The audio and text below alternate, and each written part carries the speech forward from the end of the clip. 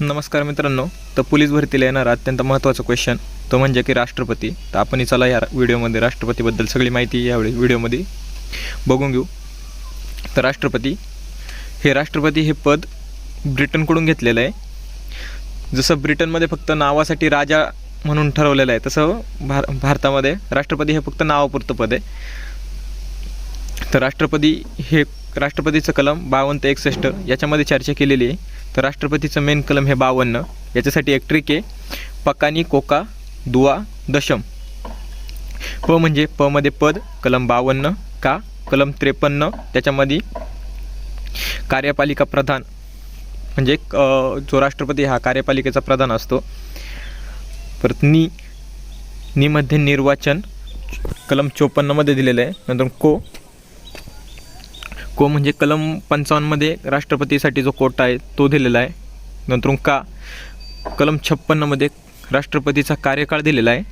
दू म्हणजे कलम 57 मध्ये दुबारा म्हणजे राष्ट्रपती हा निवडून पुन्हा पण येऊ शकतो, पण त्याला सर्व त्या नियमन अटी पूर्ण करावं लागतील.